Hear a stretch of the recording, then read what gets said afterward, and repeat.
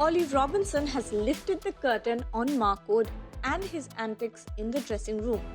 Mark Wood has been incredible with the ball ever since he came back in the English squad for the Ashes. But Robinson has something different to shed a light upon. Robinson has revealed that Wood has a mad but unique energy. He said, "You'd think he's drunk half the time."